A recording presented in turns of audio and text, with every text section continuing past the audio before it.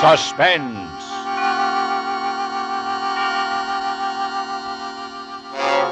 Radio's outstanding theater of thrills brings you an hour, a full 60 minutes of suspense.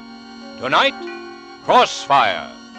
Our stars, Robert Young, Robert Mitchum, Robert Ryan, and Sam Levine, with George Cooper and William Phipps, all playing their original roles from the current RKO radio picture in an adaptation for suspense, produced and directed by Anton M. Leader. Crossfire. Robert Young stars as Captain Finlay, Robert Mitchum is Keeley, Robert Ryan is Monty, Sam Levine is Samuels, and Marlo Dwyer is Ginny. With these performances and with Crossfire, we again hope to keep you in suspense.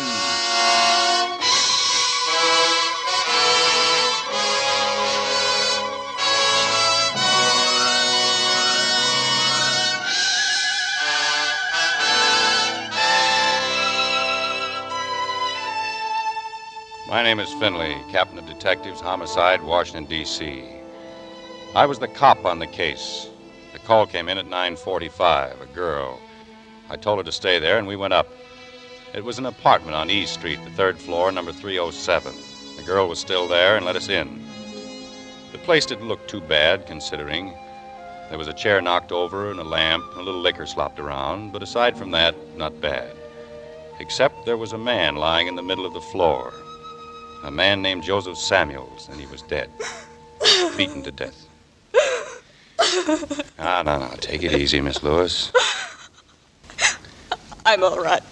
Was Samuels drunk when you left him in this bar, Miss Lewis? No. Had he been drinking? Yes, but he was all right. What was he arguing with the soldier about? Oh, they weren't arguing. They were just talking. I sent Sammy over to talk to the soldier myself. The kid seemed so upset about something. Here's the man's wallet, Captain. Found it behind the cushions on the sofa. Well, let's have it. Corporal Arthur Mitchell. What rank was the soldier, Miss Lewis? Oh, I didn't notice. I left them. Where did you go? I went up to my room. It was the bar in my hotel. Mm-hmm. I had a change, so I told Sammy I'd meet him here in his apartment. We had a date for dinner. I rested a while, and then I fell asleep. When I woke up, I phoned the apartment to say I'd be a little late, but there wasn't any answer. I came over as soon as I could find a cab. Then I called you. Do I have to stay here any longer? No, I'll get somebody to drive you home. O'Hara. Yes? Take Miss Lewis home and check in the bar at her hotel. Will do. Come on, Miss Lewis. Oh, wait a minute. Take this wallet to the provost marshal's office and see if they can locate this man. Sure. Well, what do you want? Oh, I'm sorry. I must have the wrong place. What place are you looking for? Well, I thought it was this apartment. I was looking for a buddy of mine. You're cops? Yeah, we're cops. Has something happened? Tell us about your buddy. Yes, sir. Well, we was here. He left before we did. He wasn't feeling good. He said he'd be right back. And Who was we? Me and another buddy of mine. Who did you come here with? With these two buddies of mine and this fellow. What fellow? This fellow we met in a bar. Miss Lewis. Yes. Soldier, do you recognize this young lady? Come on, did you see this young lady in the bar? Yes, sir. Miss Lewis, is this the man who was with Samuels when you left? No, it was another. What's it all about? Come in, soldier, and give a look. Jeez, that's tough. Yeah, isn't it? Somebody killed him. Could you identify him? Same fellow you met in the bar? Yeah, that's him. What's your name? Montgomery, sir. Were you drunk tonight? Well, I had a couple, but I can handle that. I see. How long have you been out of the service? 2 weeks about. Live here? No, sir. What are you doing in Washington? I just came back to see some of my buddies. Where are you staying? At the Stewart Hotel. That's where I used to be stationed. I'm sponging a free bunk from one of my buddies. What's your buddy's name, this one who was sick, the one who was coming back? Mitchell. Mitch, we call him. O'Hara, hand me that wallet. Here, yes. Corporal Arthur Mitchell. Yeah, that's him. Ever see this wallet, soldier? Where did you find it? in the sofa. It must have dropped out of his pocket, but believe me, Mitch couldn't. What's his outfit? Same as mine was. What were you in? Signal Corps detachment. Stewart Hotel. Mm-hmm. Well, Harold, let's clean it up. Get the coroner up here and give me a full report. Okay, boss. Let's go, Montgomery. Sure, but where are we going? To headquarters.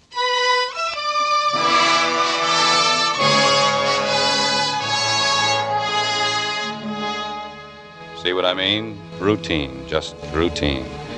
I put a man on to finding this Mitchell, the one who belonged to the wallet, and I talked some more to Montgomery. Nothing. The cooperative type, but nothing. Pretty soon my man came back. He couldn't find Mitchell, but he had his roommate, a guy named Keeley, the uncooperative type. Here he is, Captain. Oh, thanks. You, Keeley? Sergeant Keeley? Yeah, I'm Keeley. I'm sorry to break up your Saturday night game, Sergeant. You want to see me about something, Captain? Yes, I want to see you about Mitchell. What about Mitchell? About Mitchell killing a guy. Killing a guy? You know Mitchell, don't you? Yeah, but who's he supposed to have killed? Sit down, Sergeant. We'll Thanks. talk about it. When did you see Mitchell last? This afternoon, 2 o'clock. Where was he going? Crawling. Where? Nowhere. Soldiers don't have anywhere to go unless you tell them where to go. When they're off duty, they go crawling. Or they go crazy. What did you do before you got in the Army? What's that got to do with it? It might help me understand your answers. I worked on newspapers. Oh. What sort of a job are you doing now? Ink job. Purple ink. Instead of the Purple Heart, we get purple ink. Mitchell, too? He's an artist. He used to do cows eating grass. He's branched out now. He does signs. Keep this washroom clean. If you think he killed anybody, you're crazy. Why? He's not the type. Everybody's the type. He couldn't kill anybody. Could you? I have. Where? Where you get medals for it. I see. This Mitchell boy couldn't do that either? No. Tell me about this afternoon when Mitchell left. There isn't anything to tell. He left. What did you talk to Mrs. Mitchell about? Why, I just... Yeah, here it is. Here, what is? According to the hotel charge slip, you called Chicago at 2:30 and talked to Mrs. Mitchell. His mother? His wife. It was personal. It wouldn't interest you. What did you call Mrs. Mitchell about? She called me first last week. She was worried about him. He hadn't written. Why? I don't know. Then guess. He's homesick. His wife's sick. I don't know. Anyway, he's got snakes. He's been nuts, but not nuts enough to kill anybody. How was he this afternoon? Oh, he was trying to act like a soldier. I think he went out to look for a girl. What's your name, anyway? Finley. Look, Finley, this sort of life doesn't bother some soldiers. I haven't seen my wife for 2 years. When I do, maybe we'll pick right up again. Maybe we won't. But I don't worry about it now. Mitchell's not like that. He's not tough. He needs his wife. I called her this afternoon and told her to hop a plane and come cheer him up. Here's her wire. She's on her way. She'll be here tonight. That's good. Still don't know what this is all about. Why'd you pick me up? You're Mitchell's closest friend, aren't you? I don't advertise it. Well, Mitchell's other friend told us about you. His other friend? Who's that? Hello. Oh, Harold, let's have Montgomery back. Right away. Where does Montgomery come in? He was with Mitchell and a boy named Floyd Bowers this afternoon in a bar. They met a Mr. Samuels there and went up to his apartment. Mitchell left first, but he told Montgomery to be back. We were looking at Samuel's body when Montgomery came back looking for Mitchell. You're taking Monty's word for all this? Not entirely. Did you ever see this? That's Mitch's wallet. How'd you get it? We found it in Samuel's apartment, down behind the sofa cushions. Where's Bowers? Did you ask Monty? Ask him yourself. Hiya, Keeley. Did you hear all this they're trying to pin on Mitch? Part of it. Well, this is serious. They're crucifying the kid. You know Mitch. He won't have a chance. What do you mean by that? Well, Captain, I just mean that Mitchell's not the kind of guy who knows the scoop on things like this. He's an artist. He's sensitive. And you know all about things like this? Well, sure, like I told you. I've been a cop myself in St. Louis. 4 years in the jungle on the east side. I know the score. Well, then you can understand my problem, why I need your help. I'm not helping anybody stick my pal in trouble. I'm not asking you to. I'm just asking for facts. How did all this get started in the bar with Samuels? Well, like always. Bunch of people in a bar. Something happens, and first thing you know, you're talking to somebody. What happened? Leroy knocked a drink all over this, what'd you say her name was? This Miss Lewis. You didn't tell me about Leroy. Oh, he's just a dumb hillbilly. He's a friend of Floyd's. He come in with Floyd, but he didn't stay long. Go on, tell me about it. Well, like I said, we was talking, me and Floyd and Mitch. Only Mitch was getting high and clamming up. I was worried about Mitch. What's eating you, Mitch? Nothing's eating me. Come on, man, let's go. Sit still, Floyd. You don't get to meet people going in and out of one bar after another. Hey, look out, Leroy, that tray. Oh, my dress. I'm sorry, lady. I didn't mean to You spill. silly hillbilly, why don't you watch what you're doing? That's all right. It was an A accident. lady with you? Yeah. I'm sure sorry about my buddy. Oh, that's all right. Here, honey, here's a napkin. Waiter, give me that towel. Here, miss. Thanks. You'll have to forgive Leroy here. Leroy's from Tennessee. He just started wearing shoes. Apologize to the lady, Leroy. I said I'm sorry. It was just an accident, soldier. Leroy's all right. He's just dumb. We won the war with him by not letting him go across. If the crowds had caught him and... Hey, Leroy, where you going? I'll see you, Floyd. Well, now, look there. I hurt Leroy's feelings. I'd better change. I'll meet you up at your place, Sammy. Sure. Take your time. Hey, soldier. Yeah? Buy a drink? Sure, why not? Over here and sit down. Well, Captain, this Samuels and Mitch went off to the other end of the bar, and me and Floyd was just sitting there talking. I don't know how long. This Floyd can really talk when he gets started. Man, what I couldn't do with $1,000. What would you do with $1,000? Man, with $1,000, I'd go to Mexico. I'd fish and live on the beach and eat and just Mexico? live on that beach. I've been to Mexico. Them guys down there'd have your $1,000 before you was there a week. Yeah, not my $1,000, they wouldn't. I'd steal me an air-cooled machine gun and Hey, I'd just... hey, Floyd, look, they're leaving. Who? Mitch and his pal. Come on, let's go. Oh, why do we have to go? The Jew boy is setting up the drink someplace. Who? The Jew boy. The Jew boy.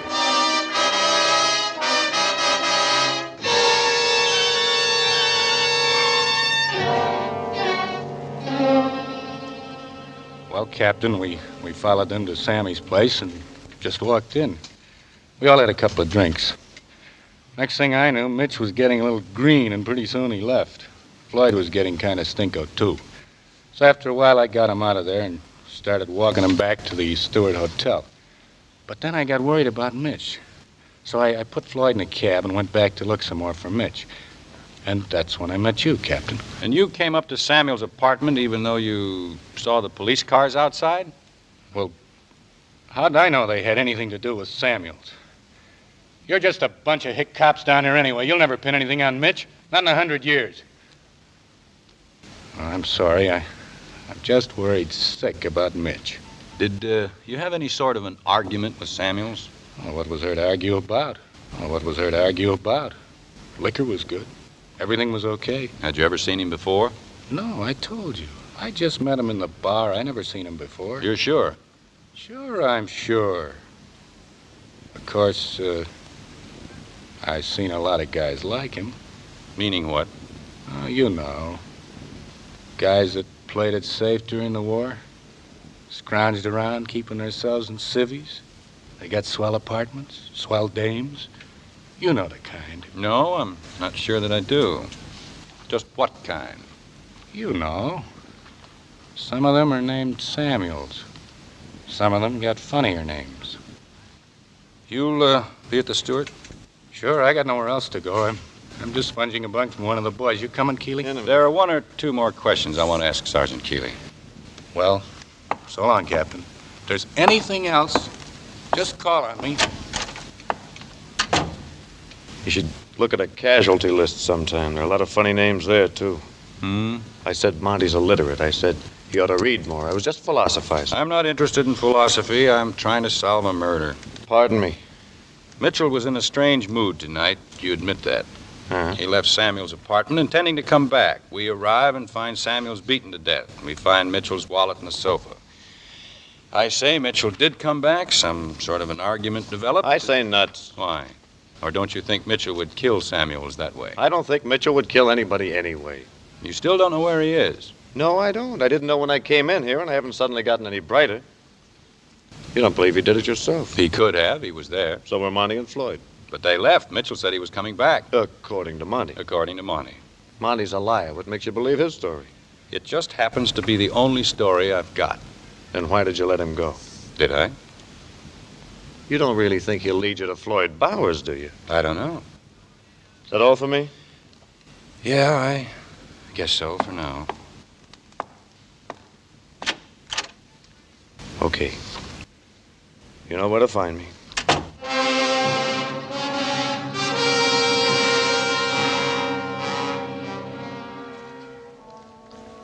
I'm Keeley. You've heard from me already. I was Mitch's friend. And, brother, when I walked out of that smart cop's office, I knew if I didn't find him before the fuzz nabbed him, he was a dead pigeon. When I got back to the hotel, the lobby was so full of cops and MPs they were dancing with each other. So I rounded up a couple of my scouts, told them Mitch was up to his ears in trouble, and I stationed them around the lobby to keep an eye out for him. I also told him to keep on the lookout for Floyd Bowers. He might know something. Then I waited at the counter of the coffee shop where I could see the street from the window. Sure enough, about half an hour, I saw Mitch cutting across the street for the hotel entrance. I managed to get outside and put the snatch on him before the cops knew what I was up to, and 10 minutes later, we were sitting in the balcony of an all-night movie house with nobody around but a few drunks and bums. And I gave him the pitch. Keeley, I couldn't have killed him. But that's not the point. You've got to have a story for the cops. They've got Monty's, and it sounds pretty, but not for you. Now, I want you to tell me everything you did tonight. How drunk were you? I don't know. Pretty drunk, I guess. How long were you with this girl? Well, I think... Oh, you ought to know. Was it 1 hour, 2 hours, 3 hours? I can't remember. My head hurts. I can't remember anything very well. So it hurts. You've got to remember. You ran into Monty and Leroy and Floyd, didn't you? Yes. And you went in a bar with them. That's right. Okay, now take it from the bar. Take it slow and remember everything you can. Well, we were there quite a while, I guess. I got restless and I wanted to shout. I was sick of Monty and I was sick of Floyd. I wanted to be somewhere else. So I drifted off to the other end of the bar, and this fellow Samuels came over and he sat next to me and began to talk. First, I didn't pay much attention.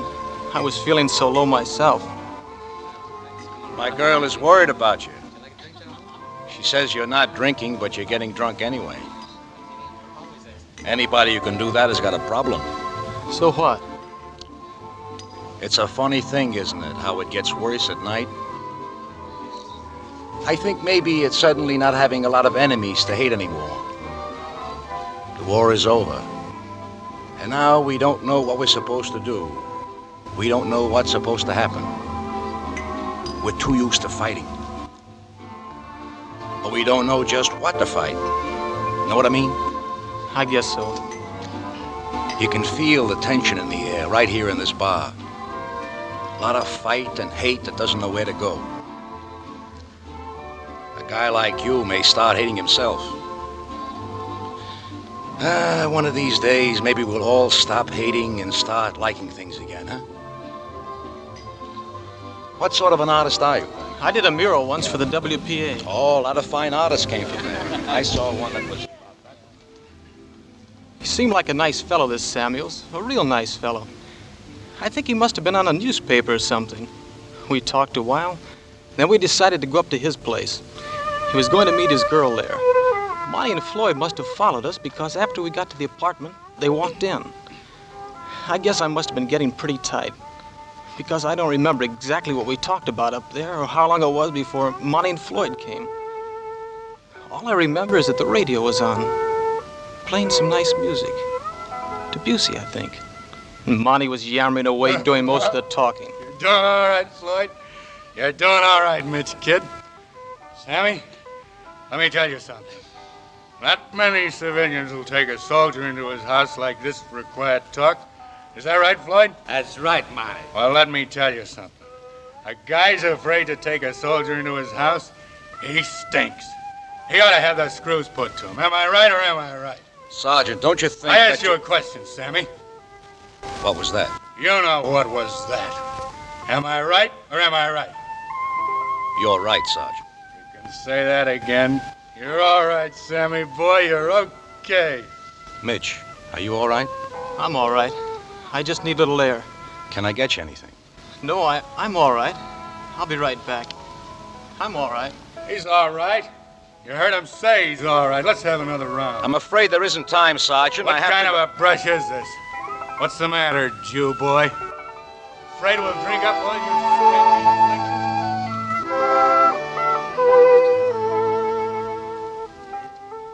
You know how I am, Keeley. I hate to hear anybody yelling at anybody. So I decided not to go back when I got out. The air felt good. I must have started to walk. I don't remember how far or in what direction. But the next thing I knew, I was in a joint called the Red Dragon. I was talking to this girl named Jenny and buying her drinks. Do I have to tell you my name again? Well, it's Ginny, because I'm from Virginia. Oh, yeah? Oh, yeah. Oh, this joint stinks. I sure get tired of it here. What do you work here for, then? For laughs, dear, for laughs. Every night? Every night. Come on, up with your glass. Here's to nothing. You work here until when? Until we close. Then what? Then I sleep. Me and myself in my great big bed, we sleep. You know, I could have killed my roommate the other morning. She was You got that in quick, didn't you? Drink up and be nice. You know what I'd like to do? Yeah, No, I no. know. I'd like to take you dancing. Well, that's what that music's for. I work here. I mean, really take you dancing. The two of us going somewhere, eating something, talking about ourselves. You're a character. I'm serious. Sure, I know. I remind you of your sister. You remind me of my wife. Look, be nice. Order some more drinks. Then we'll dance. I've had enough to drink. Well, toodaloo. Wait, Jenny, don't go. I've got some things to do.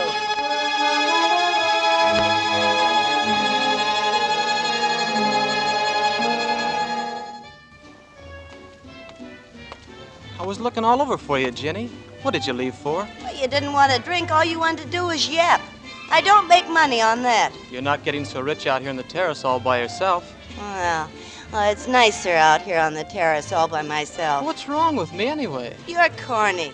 Well, what did I say? We were just talking. Is that what that was? You know what I'd like to do? I'd like to take you dancing. You remind me of my wife.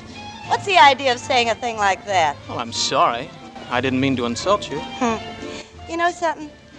I haven't really been dancing for almost 2 years. Why not? Because I haven't. Why? Because I've been working for a living. What do you do when you're not working for a living? I live. How much would you charge to dance with me here? A lot. Gee, you're a smooth dancer, Jenny. You're not so bad yourself. It's nice out here. Yeah, you know, this used to be a spaghetti restaurant with tables out here. They don't use the terrace anymore. Say, how would you like me to make you some spaghetti? You mean here? Oh, no, silly. Look, I live at the Regal Apartments on Southern Street. You could wait for me. Well, I won't be there for a couple of hours, but you could sleep or something. Here's the key. Jenny, will you let me kiss you? Oh, you're nice. Look, I'll try to get away early, but if you don't want to wait for me, you can just lock the door and put the key in the mailbox. I'll wait.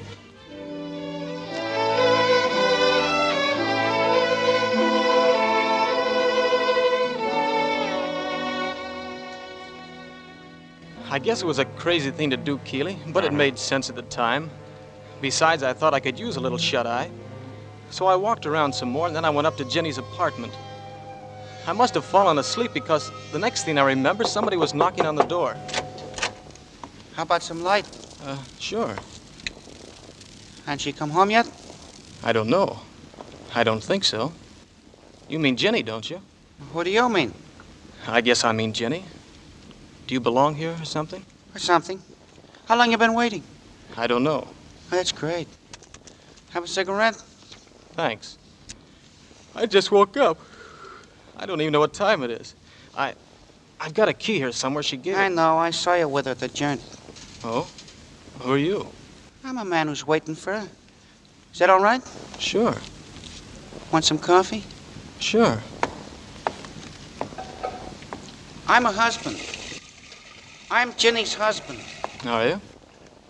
I was a soldier too, but I conked out. Guess you're wondering about this setup, aren't you? I guess I am. Well, ask her about it then. She was a tramp when I married her. I didn't know it at first, but I knew it before we were married. It's one of the reasons I enlisted, to get away from her. But I couldn't wait to get out and come back to her. When I did, she didn't want me. Funny, ain't it? But I still want her. I still love her. How's that coffee doing? I'll be ready in a minute. You know what I just told you? Well, it's a lie. I see. I'm not her husband. I met her the same as you did, the jerk. I can't keep away from her. I want to marry her. She won't have me. I see. You believe that? Well, that's a lie, too. I don't love her. I don't want to marry her. She makes good money there. Got any money on you?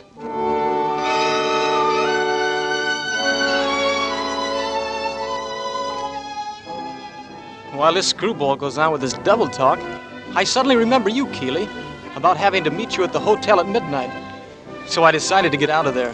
I went straight back to the hotel, and the next thing I knew, you were pushing me around and hauling me off to this joint. Listen, I don't like all-night movie houses any more than you do.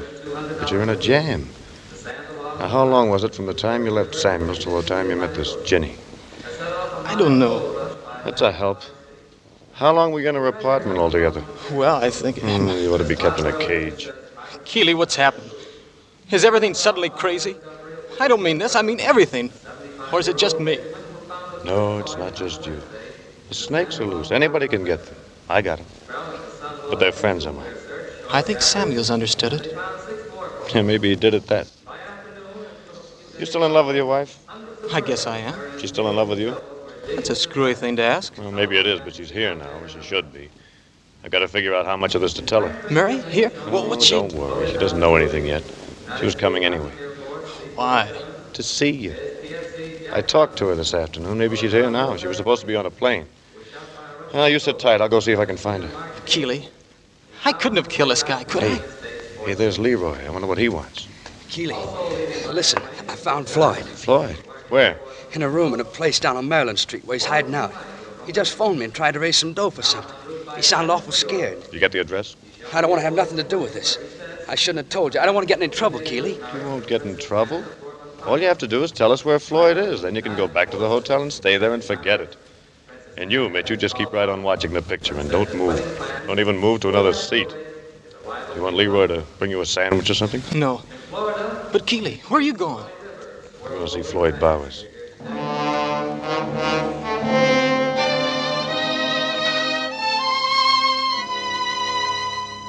I didn't have any trouble finding Floyd. He was just where Leroy said he was.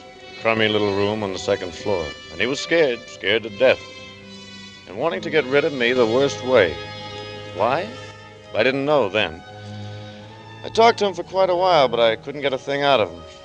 Well, I didn't have all night to waste either, so after 15 or 20 minutes, I got up to leave. Well, thanks for dropping around, Keeley. It's okay. You sure you haven't got anything on your mind? No, not a thing, Keeley. No, I'll be seeing you. Sure, sure. So long, Keeley. Night, Floyd. I went on out and down the stairs. I couldn't figure it out. Of course I couldn't. Because what I didn't know was that all the time I'd been in that room, Monty had been there, too. After I left, he was still there. It's okay, Monty. He's gone now. I know he's gone. Monty, I didn't call Keeley up here. No? Oh, Monty, don't! Told you not to go out anywhere, Floyd. You went out, Floyd. You didn't do like I said. You went out and got in touch with Keeley. You shouldn't have done that. No, I didn't, Monty. I didn't get in touch with Keeley.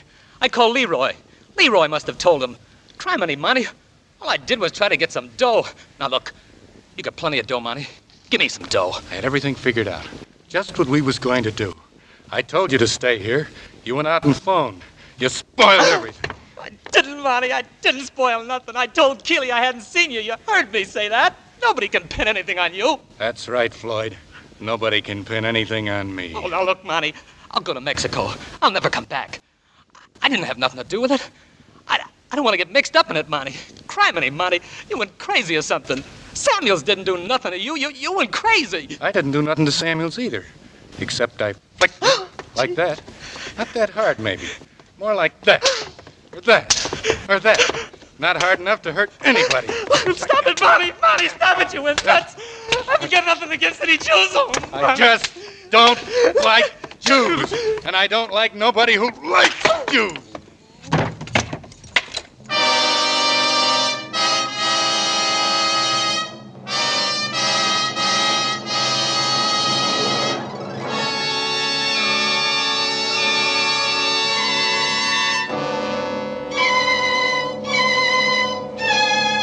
In tonight's full hour of suspense, our stars are Robert Young as Captain Findlay, Robert Mitchum, Robert Ryan, and Sam Levine in Crossfire.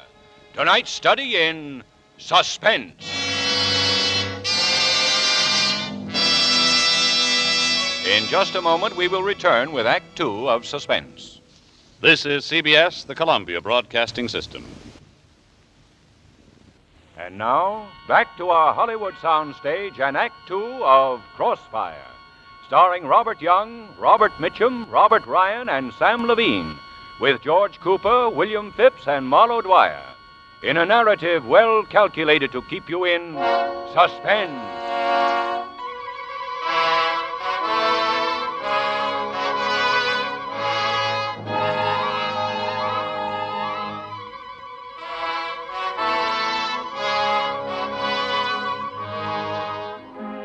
Like I said before, I'm just a cop.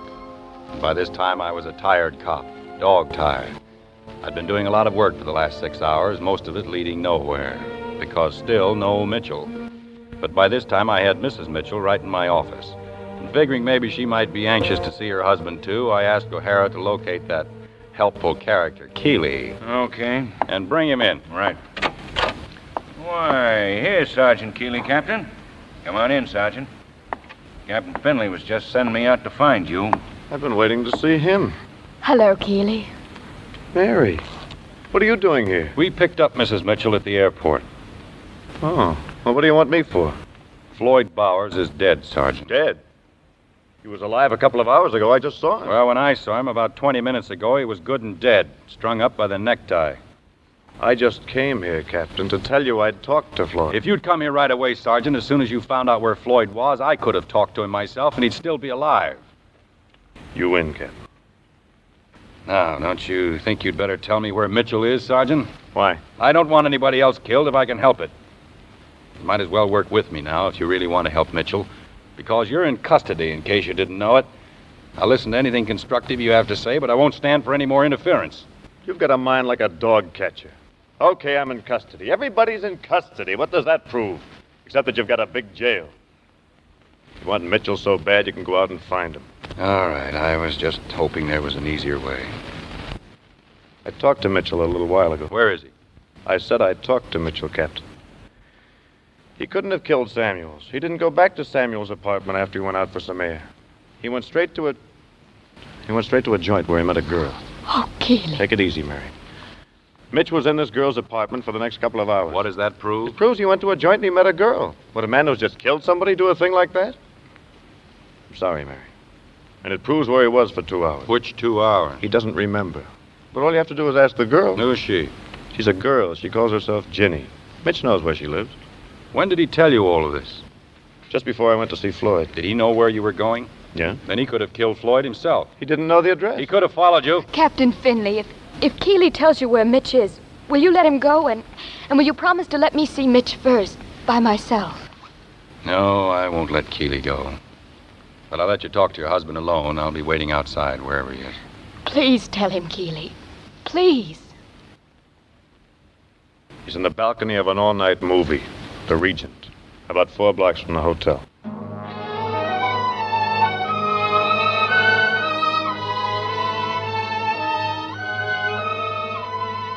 I took Mrs. Mitchell to the Regent Theater and waited downstairs by the popcorn machine while she had her private talk with her husband. I don't know what they said to each other, but it wasn't hard to imagine. A guy and his wife separated for 4 years, and then Sacco, this deal. But you could tell from the way they looked at each other when they came out that whatever came between them from now on, it wasn't going to be that other girl. I put Mitchell in the squad car with O'Hara, and then Mrs. Mitchell and I went on to pay our call. Mitchell had given his wife the address, Regal Apartments, Southern Street, the name Ginny. Captain Finley. Yes, Mrs. Mitchell. Can I go in and talk to Ginny first? I mean, go in alone. Why? Well, she might tell me more than she'd tell you. All right, I see the transom's open. I guess I won't miss anything. What is it? Ginny. Well, who's there? I'm Mrs. Mitchell. Great. How's Mr. Mitchell? My husband Look, is so... what do you want anyway? It's late. I'm sorry. I wanted to talk to a girl named Ginny. My husband's a soldier who was here tonight. Well, there aren't any soldiers here now. Just me. I don't have anything to do with soldiers. Sorry. Good night. Please wait, please. I've got to talk to you. It's terribly important. I know it's late, but you've got to help me. Can't I come in for just a minute? Please. Oh, all right. My husband's in trouble. Look, I don't know anything about your husband. Honest, why don't you go home? Maybe he's waiting for you. He's in jail. They say he killed a man, but he didn't. Okay, then there isn't any problem. What do you want from me anyway? A character reference? All I want you to do is to say that he was with you tonight. Tonight's a long time ago. I wouldn't be able to remember. You'd remember Mitch. Why? Does he have two heads or something? You danced with him. You danced with him out in back of where you work, in a sort of a terrace garden. You gave him your key and you told him your address. He told you that he was up here with me tonight? Yes, he... Well, he lied to you. If he was here, I didn't know about it. And I don't know where you got my name and address. I can't tell you anything else. You better go now. Hello, Ginny. Who are you? What do you want? I want to talk to you. What's your name? Are you a cop or something? What's your name? I don't like cops. Nobody likes cops. What's your name? Virginia Tremaine. Why? Where are you from? From here? Before you were from here. Pennsylvania. Wilkes-Barre. So what? What do you do? I work. Where? The Red Dragon. Well, what's wrong about working there? Does that make me a criminal or something? Does that give you the right to bust into my house and start asking a lot of questions? Is that where you met Mitchell at the Red Dragon? That's where I meet a lot of people. I never heard of this Mitchell. You live here alone? Sure. Is there something wrong in that? Ginny, the police won't hurt you. He promised me. All we want you to do is to tell the truth. Sit down, Virginia. Now, about Mrs. Mitchell's husband. He's in pretty deep, Virginia. Looks like he killed a man, maybe two. Mrs. Mitchell doesn't think he did, of course, but that's only natural. Ginny, don't you see? I know he was here. He told me. But that doesn't matter anymore. Never mind me. You've got to think of him. Oh, brother. Listen to that. Never mind me. You've got to think of him. Oh, now, isn't that sweet? Isn't that just too sweet? He wasn't here with me, see? He could have been, but he wasn't. He could have come up. I could have cooked him something and we could have talked. And what would have been wrong with that? What's the matter with me being with her precious husband? Does he break or something? Where was she? Okay. Where were you when he needed you? Maybe you were someplace having beautiful thoughts. Well, I wasn't. I was in a stinking gin mill where all he had to do to see me was walk in, sit down at a table, and buy me a drink. And that's all I know about it. I didn't ask him if he killed anybody. Virginia, listen. You're not involved in this murder, so nothing's going to happen to you. That's the first point. Got it? You bet I got it. Okay, now, what time? What time was Mitchell with you at the Red Dragon? I don't know. We found the body of this man, this Samuels, about 10. He'd only been dead about a half hour. So if Mitchell was with you from, say, 9 to 10, he's all right. Tell me the truth. No. Oh, no. I gave him my key. I don't know, maybe 8:30. I liked him. I felt sorry for him. I was sick of the stinking joint. I was going to ditch early, only I couldn't. I didn't get home until 1, maybe 2. He wasn't here. He had been here, and he'd gone. He left the key. But I don't know what time. Jenny, is that the truth? I said it's the truth. What do you want me to do? Light up like a Christmas tree? We're wasting our time, Mrs. Mitchell. This isn't going to help your husband. Let's go.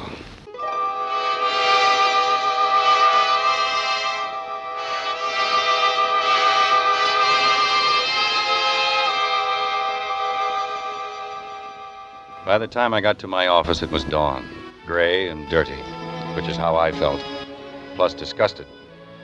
Mitchell and I were going around in circles. I didn't murder anybody. Why would I murder him? What motive would I have? Maybe you didn't like him. Maybe you hated him. Hate's a good motive. Why would I hate him? I hardly knew him. I only talked to him for a couple of hours. He seemed like a nice guy. You know he was a Jew? No. You mean to say you didn't know he was Jewish? No. I didn't think about it. Well, what would that have to do with it? Got Montgomery for you. Yeah, all right. I'll see him in a minute. I'm through here with Mitchell, but I want to talk to Keeley again. Okay, boy. That door, Mitchell, over there. Okay. Here are the papers you wanted from the War Department on Samuels. Oh, He was yeah. hit on Okinawa. Got a medical discharge last summer. Well, let's give a look. Samuels Joseph, ASN 392-32880, Army of the United States. Joseph Samuels was discharged 28 August 1945 upon recommendation of a medical board because of disability from wounds received at Okinawa. So that's our stinking civilian. All right, O'Hara, let's have money. Okay. Come on in, Monty. Okay. You want to see me, Captain? I figured it must be important. I want to help all I can. Yeah, sit down. Yes, sir. Sergeant, how did you know Samuels hadn't been in the Army? Huh? When I talked to you early this evening, you were sure that Samuels had never been in uniform. How did you know that? Well, like I said, you could tell. You could see. Those kind of guys got ways of keeping themselves from getting dirty. Why do you ask that, Captain? I was just curious. You know who killed him yet? Yes, I think I do. Was that all, Captain? Didn't you want to ask me something else? No, that's all. I can go now? Yes. Okay, then, Captain. Oh, Montgomery. Yes, sir. You haven't seen anything of this friend of yours, that, Floyd Bowers, have you? No, sir, I haven't. I can't figure Well, out let me know when you do, will you? Yes, sir. So long, sir. O'Hara, send Keeley in.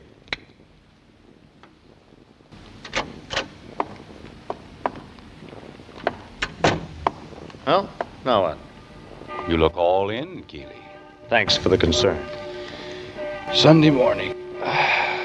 Mrs. Finley is just about leaving for early mass. Now that I know that, can I go back to bed? Well, what's the matter? Thought you were going to have this all solved by now. I'm in a cage. I'm not doing anything except breathing. You've got Mitchell. You've got your little fairy tale all written. Drunk, trouble at home, can't tell a clear story. Open and shut. What's holding you back? Is that all? That's all. All right, then. Do you really want to help me wind this up? Thought you didn't like me. You talk too much sometimes. You're appealing to my better side. Yes. Making me some sort of a proposition? Yes? I'd like to sleep on it. You can sleep all day when we're finished. Okay, then. You, usually have to know something about a man to have a reason to kill him, don't you, Keeley? Yeah, I guess so. You have to know him well enough to be in love with his wife, or well enough to know he has some money. Mm-hmm. Samuels didn't have any money, he didn't even have a wife. So what? So this. None of these men knew that or anything else about Samuels. They hadn't known him well enough or long enough to have an ordinary motive for killing him. Mitchell talked to him for maybe an hour, the others less. So it had to be something else. A motive inside the killer himself. Go on. The killer had to be someone who could hate Samuels without knowing him, who could hate him enough to kill him, under the right circumstances, not for any real reason, but mistakenly and ignorantly. You interest me, Captain. Well, once I figured that out, the rest wasn't too hard. I looked around at my suspects. I thought back over the answers I'd had tonight. Some of them fit. I knew who killed Samuels. You booked him? No, not yet. I'm taking the chance that you're smart enough to know what I'm talking You don't have to draw me pictures. I know what you're getting at. I think you're right. What do you want me to do? Yes, I've nothing on Montgomery, nothing at all. I might never get anything. I want to take a long chance on nailing him quick. How well do you know him? Well, I've tried to like him, but he's not my type. Does he have many close friends? He had one, Bowers. I think he killed him. So do I. What about that other southern boy, Leroy? No, I don't think so. He was in Monty's platoon, but... Just how do you think he feels about Monty? You're getting ahead of me. Well, I was hoping he didn't like Monty. I think he's scared to death of him. Is he really as dumb as Monty says? Well, he's pretty young. He doesn't always know which end is up. Monty doesn't think he's smart enough to lie. What if Leroy told Monty a fantastic story? Would Monty believe him? Yeah, he might. I'll risk it. Hal? Yes, sir? Keeley's on his way out. I don't want to see anything in the papers about Floyd Bowers' killing. Not a word. As far as we know, he's still alive. We've never heard of him. Will do, Chief. Keeley, I want you to get Leroy out of the Stewart Hotel without being seen and bring him here. Can you do it? If I have to sandbag him.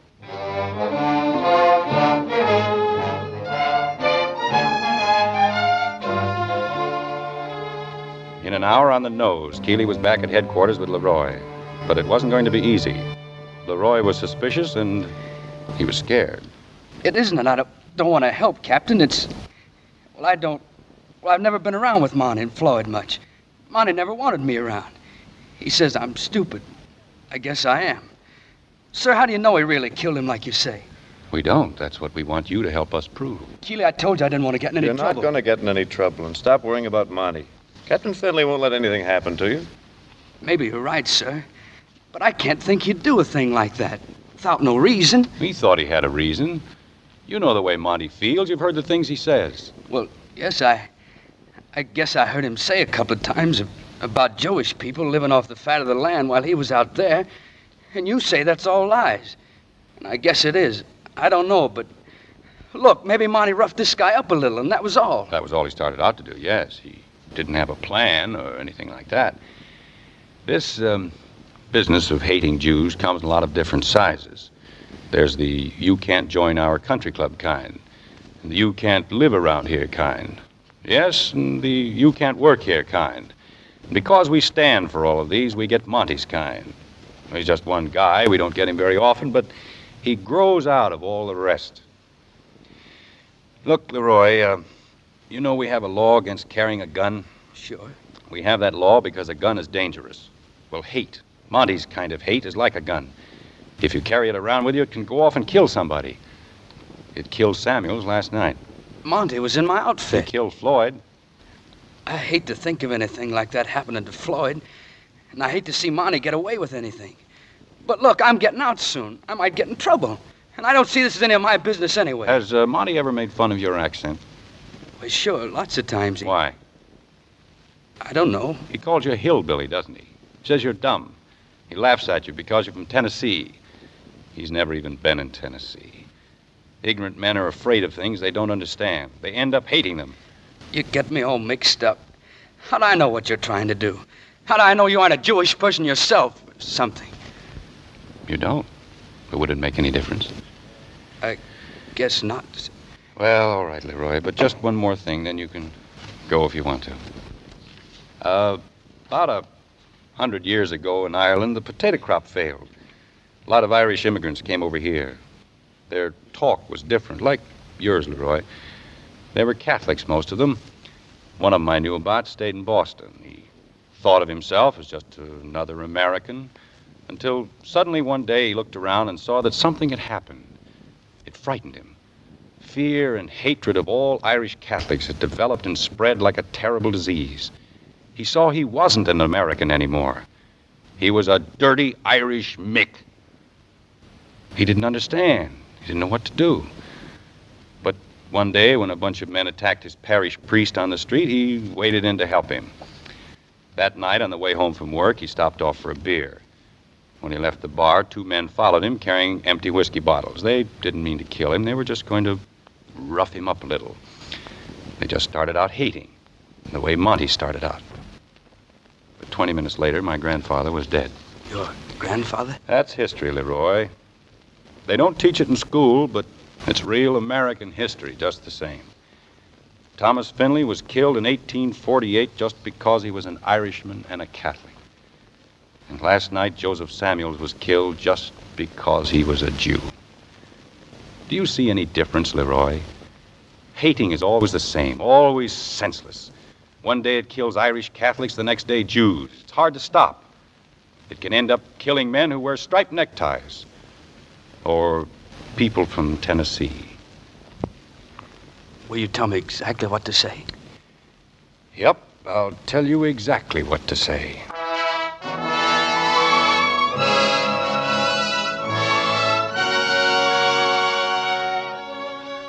If it would work at all, I knew it would be just the same as if I'd been listening in on them. I already knew what Leroy was going to say, and I thought I'd sized up Montgomery well enough by this time to figure him out, too. Leroy cornered him in the hotel washroom while he was shaving. Hiya, Monty. Hiya. You heard about everything that happened, Monty? Uh-huh. I heard they got Keeley and Mitchell and they're holding him. I guess it's a good thing I left the bar when I did, or I'd be mixed up in it, too. Floyd didn't have anything to do with it, did he, Monty? Knock it off. What's the matter, Monty? Monty, no kidding. Floyd couldn't have done it, could he? Floyd wouldn't bump anybody off, would he? I don't know. He sure acted funny when I saw him last night. When did you see him? I saw him after. After what? After all that happened. He wants to see you, Monty. He asked me to tell you he wanted to see you. He did? Honest, Monty, I didn't know whether I ought to tell you or not. You don't want to get mixed up in anything any more than you are, but he was acting crazy, Monty. He gave me a crazy thing to tell you. He said, tell Monty the necktie wasn't any good. What do you mean by that, Monty? Where was this you saw Floyd, Leroy? How did you happen to see him? He called me and asked me to come over to where he was. Where was he? Some old place down on Maryland Street, on the second floor. Let's see, I wrote down the address. What'd I do with it? It was on a little piece of paper. Must be in my other pocket. Gosh, Monty, Floyd was really acting crazy. He said you shouldn't come today. He said to come tonight before 10. Oh, here it is. 404 Maryland Avenue. That's it. Huh? Will you go see Floyd, Monty? Will you give him some money? I wouldn't say anything about this if I was you, Leroy. Understand? I wouldn't say a word. To anyone.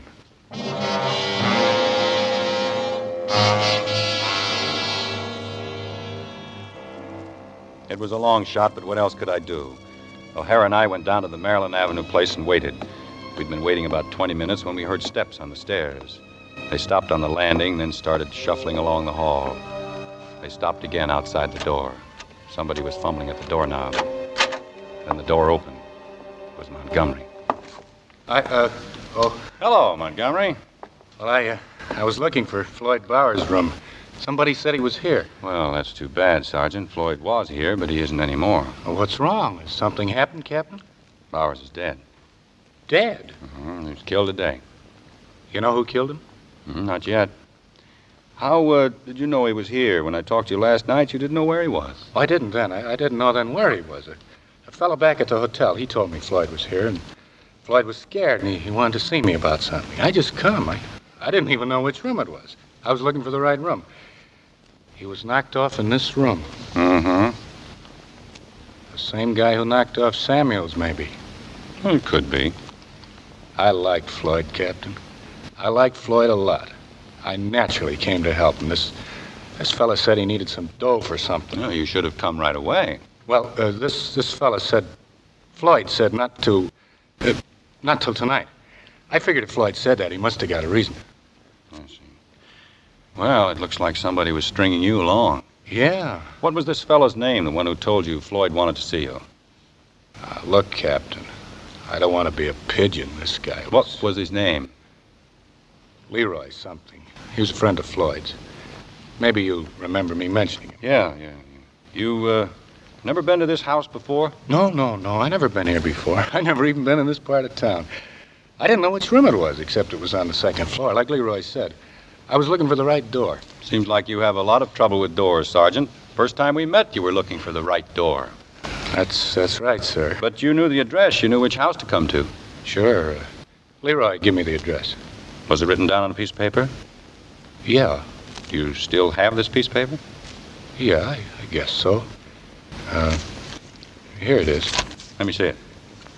Okay. I'll have to arrest you, Montgomery. Why would you arrest me, Captain? What would you arrest me for? For the murder of Samuels and Bowers. You're kidding, Captain. I never even been here before. Why, You didn't look at this paper carefully. This is the address of the house next door. I wrote it down myself. You made a mistake, Sergeant. You came to the right house anyway.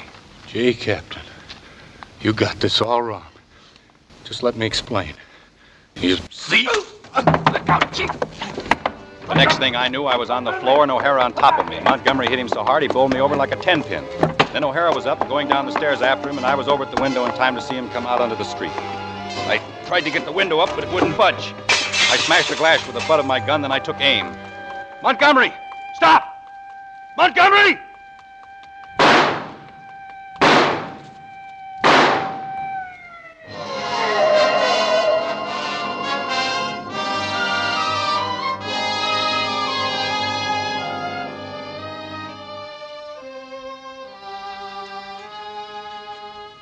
That was all. By the time I got down to the street, Montgomery was dead. The crowd was gathering, and Keeley was standing there looking down at what lay in the street and sort of shaking his head. Break it up now. Break it up. Step back, everybody. I'm afraid he was a bad boy. Bad? Maybe. Ignorant. Fed with it. Fed to the teeth with it from the day he was born. Yeah. All right, O'Hara, clean it up. Okay, Captain. How's Mitch? Come on. With his wife. Want to see him? I guess not. Can I drop you anywhere? No, thanks. Well, good night, Captain. Good night, Sergeant. And, good luck.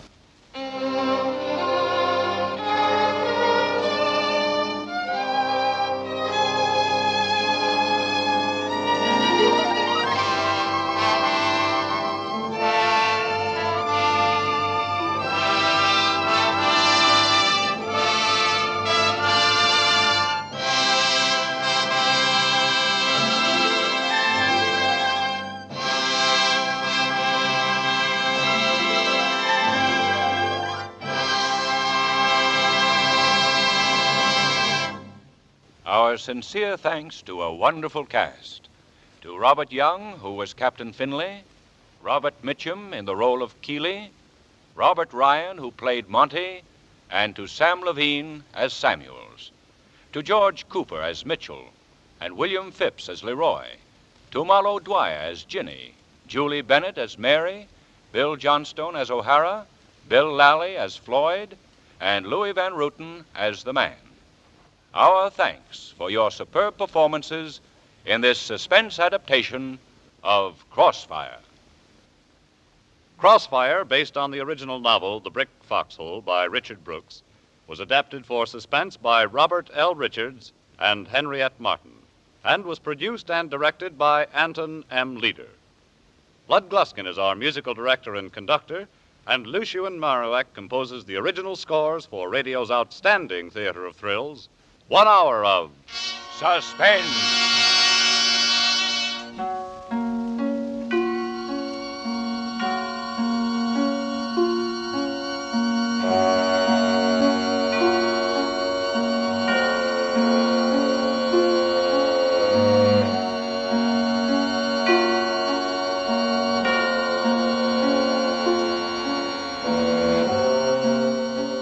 This is CBS, the Columbia Broadcasting System.